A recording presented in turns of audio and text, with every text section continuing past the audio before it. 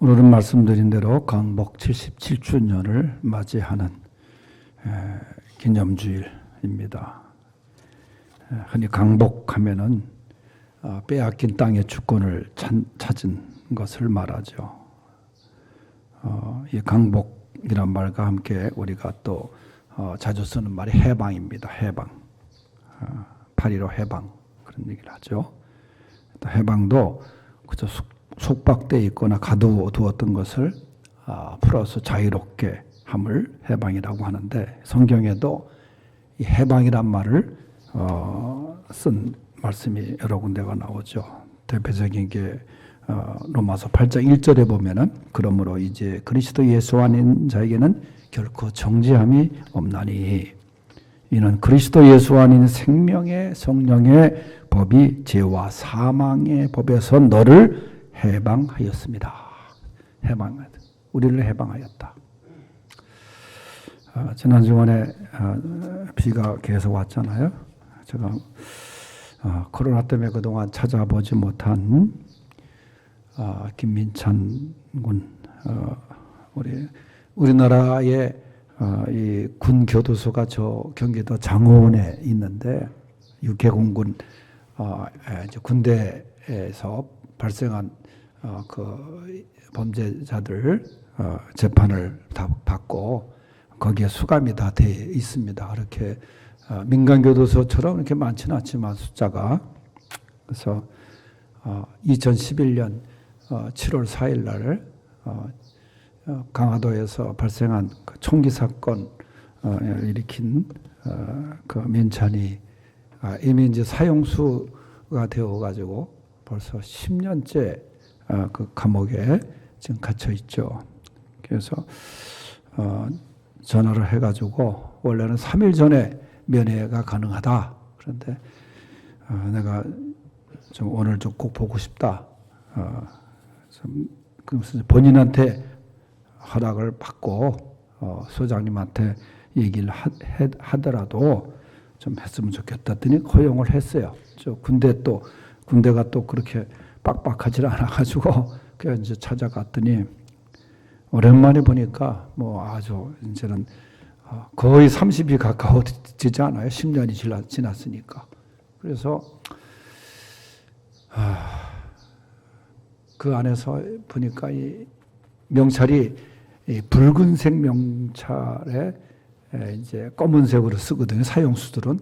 근데 요새 좀 바뀌었더라고. 최로 바뀌어서 최.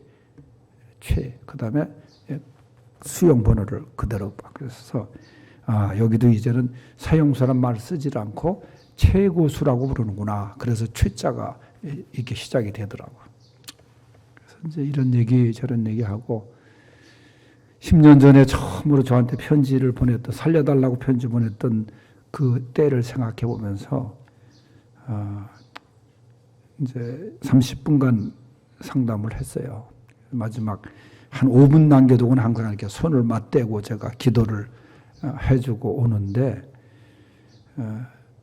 아직도 자기 마음속에 그렇지 않겠어요? 4명의 그 전우들, 자기를 괴롭히고 그렇게 정말 그로 인해서 그 분노가 일어나가지고 참지 못하고 총으로 그런 해서는 안 될 일을 했지만은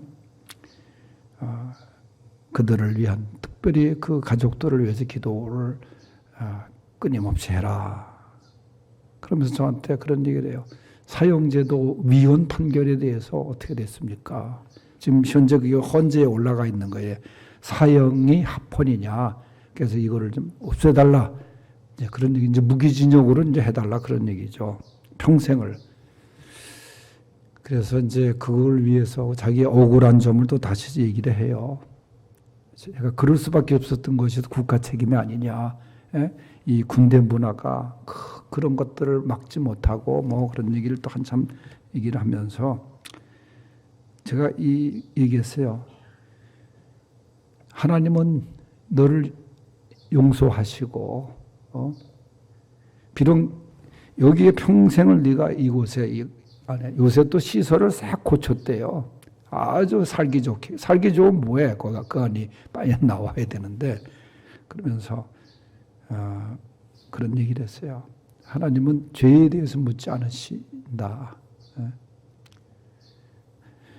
그리고 그들을 위해서 기도해라.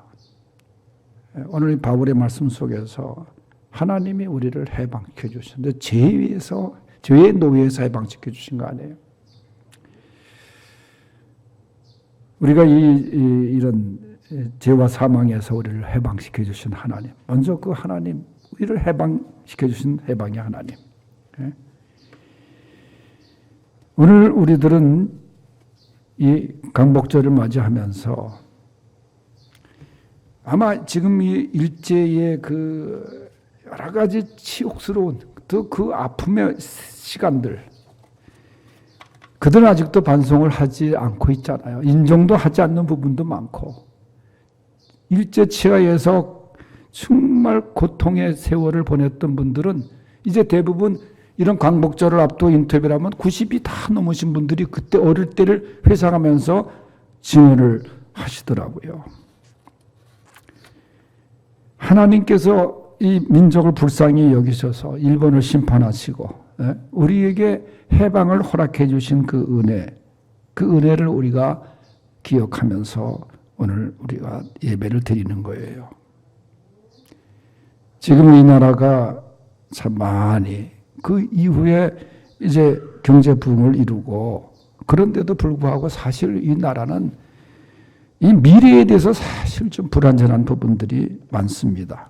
아까 기도하셨지만은 남북으로 갈라진 지 70년이 훨씬 넘었는데 아직도 이 북한은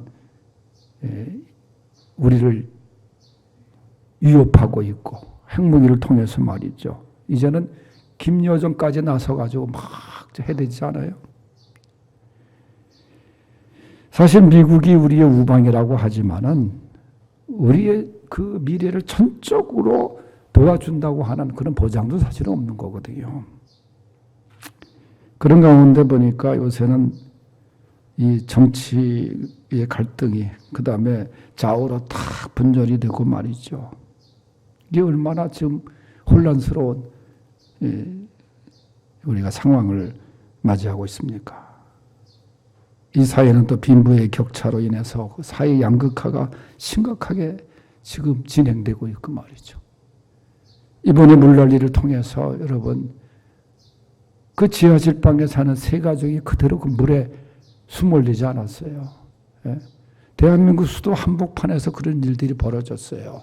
그러니까 지하실방 다 없앤다.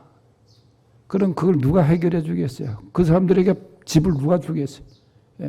제가 목회하던 저 서울의 풍납동이라는 데도 옛날에 지하실방들이 얼마나 많았는지 몰라요. 그곳에 살고 있는 사람들, 거기서 살고 싶어서 살겠어요. 그런 가운데서 지금 이 나라가 또 코로나 팬데믹으로 인해서 얼마나 지금 힘들게 살고 있습니까? 그러나 이런 인간의 어려움과 실패 속에서도 그 뜻을 펼쳐가시는 해방의 하나님께 나가야 되는 거예요. 오늘 본문에 보면 이스라엘 백성들이 출애굽 해방을 받는 사건이 나오는데 참 놀라우신 하나님의 역사고 큰 은혜의 사건이었습니다. 성경에 보면 이스라엘 백성들이 애굽에서 종살이를 하며 고통의 세월을 보내고 있었는데 우리 민족은 36년간을 보냈지만 그들은 무려 430년이란 세월을 종살이로 억압된 삶을 살았어요. 그런데 사실 그렇게 애굽에 살게 되면서 거기서 고생하고 그랬던 것은 자기들이 그렇게 만든 거예요. 왜냐하면은 이스라엘 백성들을 위해서는 하나님이 가나안 땅으로 가라 그랬거든요. 가나안 땅을 예배해 주셨는데 알듯이 우리가 요셉이 애굽의 국무총리가 되면서부터 요셉이 출세를 하고 이제 자기 가족들을 불러 모아들이고 이스라엘 백성들이 들어오지 않습니까? 그 고센 땅이라는 비옥한 땅을 받아서 살기가 좋은 거예요. 그러니까 여기가 좋사오니 한 거예요. 그러다가 세월이 흐릅니다. 바로가 계속 이제 몇 세 이어지면서 요셉을 알지 못하는 나라의 위기 속에서 요셉이 그때 애굽을 구했잖아요. 그런데 에우셉을 알지 못하는 왕이 등장하고 이제 이스라엘 백성들의 인구가 늘어나니까 학대하기 시작하고 핍박하기 시작하고 나중에는 인구 말살 정책을 쓰지 않습니까? 그래서 심지어는 남자아이를 낳으면 사내아이를 낳으면 무조건 죽여라 산모에게 명령을 내리고 왕이 죽이지 못한 찬스를 놓쳤으면 나일강에다 버려라 애들을 악어밥이 되게 하라 물에 빠져 죽게 해라 그렇게 명령을 내린 거예요 왕이. 그런 고통과 그런 정말 그 살벌한 시대를 이스라엘 백성들이 맞이하게 됩니다. 그 고통의 신음소리 하나님이 들으시고 이제 모세를 통해서 출애굽을 시키지 않습니까? 그래서 이제 출애굽을 하는 그 시작 그날 이야기를 오늘 본문에 기록을 한 거예요. 애굽에서 해방시켜 주신 하나님, 그 하나님, 우리 민족을 해방시켜 주신 하나님, 그 하나님은 어떤 하나님이냐? 첫째는 준비하시는 하나님입니다. 37절에서 39절 시작. 이스라엘 자손이 람셋을 떠나서 숫곳에 이르니 유아외에 보행하는 장정이 60만 가량이요 수많은 잡족과 양과 소와 심이 많은 가축이 그들과 함께 하였으며 그들이 애굽으로부터 가지고 나온 발교되지 못한 반죽으로 무교병을 구웠으니 이는 그들이 애굽에서 쫓겨남으로 지체할 수 없었음이며 아무 양식도 준비하지 못하였습니다. 아멘. 출애굽을 하는 이스라엘 백성들이 나오는 데 있어서 아무 양식도 준비하지 못했다. 그랬어요. 뭐 여러분 양식만 준비하지 못했습니까? 이스라엘 백성들이 애굽을 나올 때에 여기 37절에 보니까 그 인구의 숫자를 말하는데 유아 외에 보행하는 장정이 60만 가량이라 그렇게 얘기했어요. 그러니까 활동하고 하는 그 장정 어른만 60만 가량이라. 그러면 이 60만 가량의 장정 외의 사람들을 계산을 한 게 학자들의 의견은 여자들 계산해야죠. 어린아이들 계산해야죠. 그렇게 해서 약 한 200만으로 보는 학자들의 이야기가 있습니다. 어쨌든 100만이든 200만이든 그 엄청난 인구가 애굽을 떠났어요. 애굽을 벗어났어요. 행렬을 지어서 갑니다. 그런데 이 말씀 속에 출애굽을 쭉 읽어보면은 그들이 나왔을 때 첫 번째 준비해야 될 게 무엇이었겠는가? 여러분 뭐였겠어요? 거대한 홍해바다가 놓여 있는 거예요. 그러면 홍해바다를 건너기 위해서는 필수적으로 배가 필요합니다. 그 배도 뭐 보통 배면 나룻배가 아니에요. 그래야 홍해를 건너지. 그런데 배도 없이 떠난 거예요. 배도. 그리고 그 먼 길을 가기 위해서 식량이 준비돼야 되는데 오늘 말씀에 보면 아무 양식도 준비하지 못했다는 거예요. 준비 없이 떠난 거예요. 여행 가는 사람이 준비 없이 어떻게 떠납니까? 그것도 긴 여행인데. 그런데 하나님께서 철저하게 준비해 주신 거야. 인간은 배를 준비해야 되겠지만은 하나님께서는 이미 하나님의 능력으로 동풍으로 홍해바다를 갈라놓으시고 건너게 하신 거예요. 이게 하나님의 방법이야. 이게 준비하시는 하나님이야. 택한 백성들을 위해서 하나님이 철저하게 이렇게 준비하시는 분이에요. 주께서 내게 예비하시네. 다 준비하시는 하나님.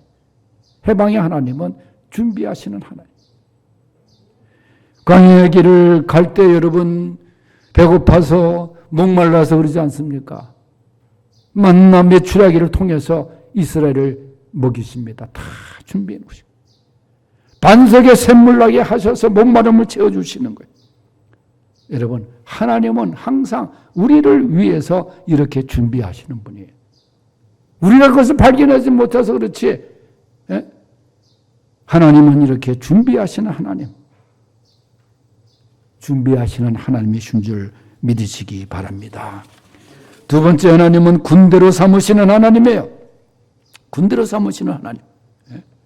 41절 보겠어요. 시작. 430년이 끝나는 그날에 여호와의 군대가 다 애굽 땅에서 나왔은즉. 누가 나왔다 그랬어요? 여호와의 군대. 여호와의 군대가 애굽 땅. 아니 이스라엘 백성들이 오늘 정확하게 기록하려면 애굽에서 노예살이하던 백성들이 애굽 땅에서 나왔은지 그래야 되는데 왜 성경은 그날에 여호와의 군대가 다 애굽 땅에서 나왔느냐? 여호와의 군대라는 말로 사용해요. 군대. 성경에 보면은 우리를 그리스도 예수의 군대라 그렇게 표현을 해요. 디모데서에 보면은. 그러니까 우리 믿음 생활은 군대와 같은 그 말씀으로 비유를 합니다. 물론 농사꾼으로 비유한 것도 있고 뭐 포도원 그런 건 비유했지만은 디모데후서 2장 3절에 보면 우리를 그리스도 예수의 좋은 병사로 그렇게 얘기를 해요. 우리는 그리스도의 병사로 부르심을 받은 거예요. 병사로 부르심을 받았으면 모집한 자를 위해서 우리가 충성해야 되는 거예요. 그럼 예수 그리스도의 병사로 이제 우리가 믿음 생활을 하는 겁니다. 영장을 받아가지고 나간 거예요. 그런데 이 군대인데 하나님의 군대인데 이게 고문관 같이 군대 생활하면 안 되는 거죠. 정말. 이 군대는 정병이 정말 군대예요. 뭐 요즘 보면은 뭐 군대가 정말 뭐 얼마나 군대 생활하기 편한지.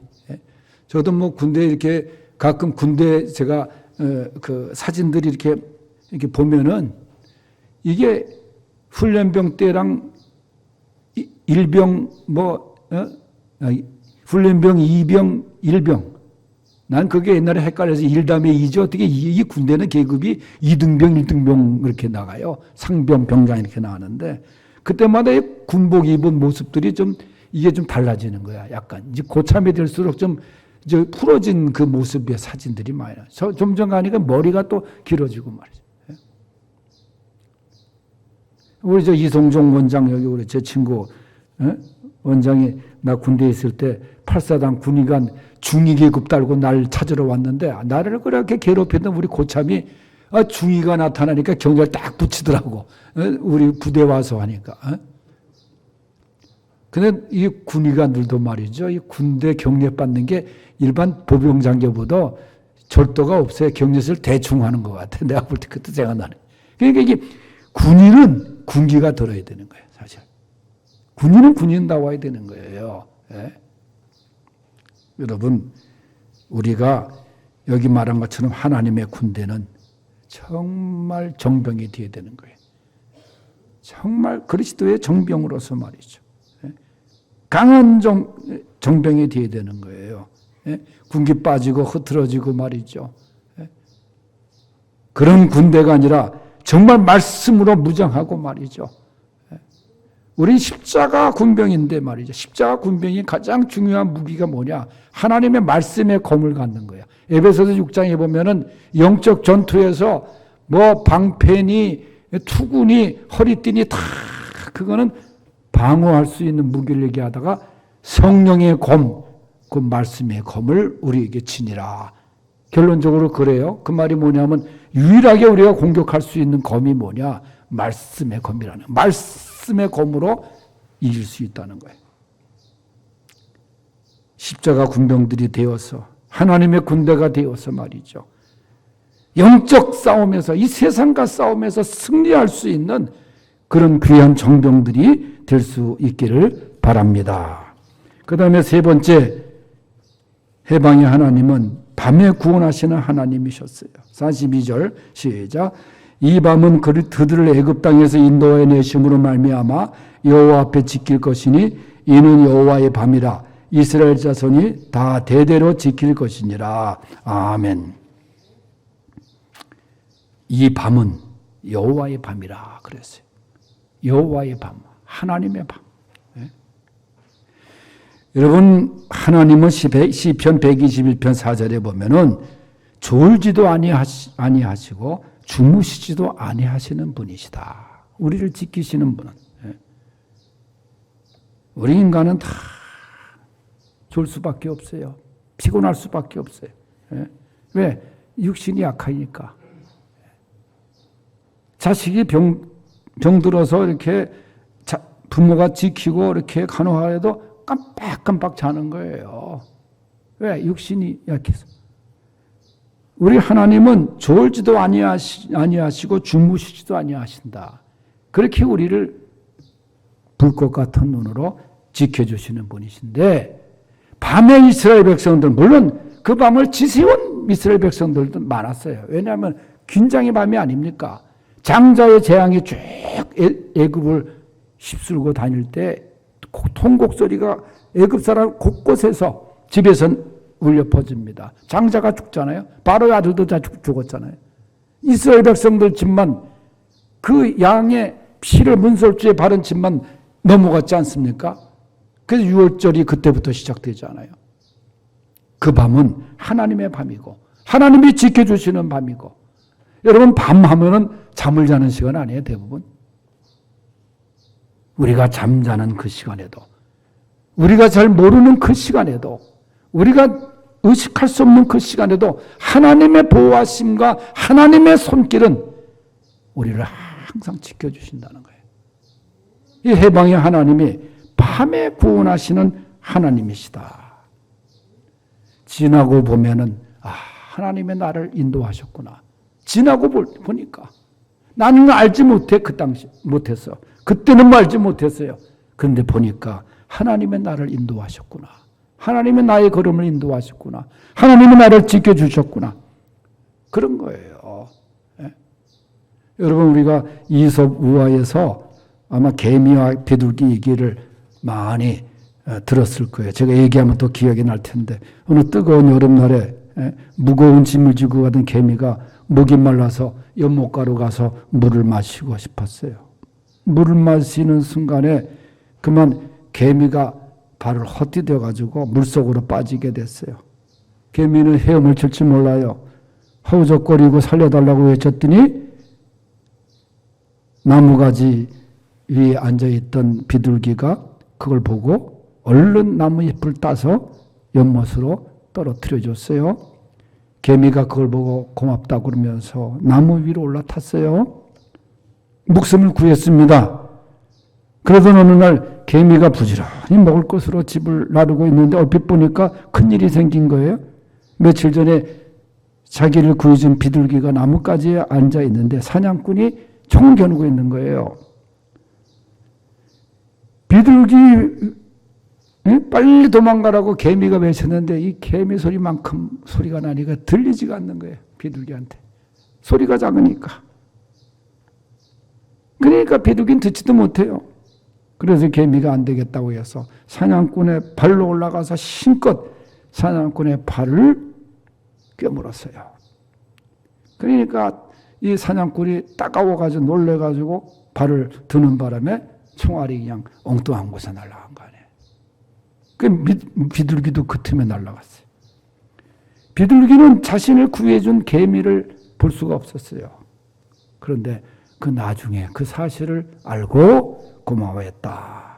그런 이솝의 우화가 있습니다. 여러분, 우리도 아까 말씀드린 대로 우리가 모르는 사이에, 내가 생각지도 못한 그 사이에 하나님의 보호하심은 항상 우리와 함께 있었던 거예요. 그죠? 이것도 다 은혜. 나의 나된 것 은혜. 우리 대한민국이 이 정도 온 거 다 하나님의 은혜. 다 은혜입니다. 그래서 걸음걸음마다 걸어온 길 다 주님의 은혜요. 이렇게 나도 모르는 사이에 밤중에 이스라엘 백성들을 구원해 주셨듯이 우리를 구원하시는 하나님께 감사하는 우리 성도들 되시기를 바랍니다. 하나님 아버지 감사합니다. 오늘 강복절을 맞이하여 해방의 하나님, 이스라엘을 해방시켜 주신 하나님, 우리 민족을 해방시켜 주신 하나님을 생각하며 감사하며 예배를 드립니다. 하나님 영광 받으시고 우선 우리를 죄와 사망의 법에서 해방시켜 주신 하나님을 찬양하며, 그리고 우리를 위해 항상 좋은 것으로 준비하시는 하나님, 또 우리를 하나님의 군대로 삼아주신 하나님, 모르는 사이에도 우리를 지켜주시고 보호하시는 하나님, 그 은혜를 감사하며 영광 돌리는 우리 성도들 되게 하여 주시옵소서. 예수님의 이름으로 기도하옵나이다. 아멘.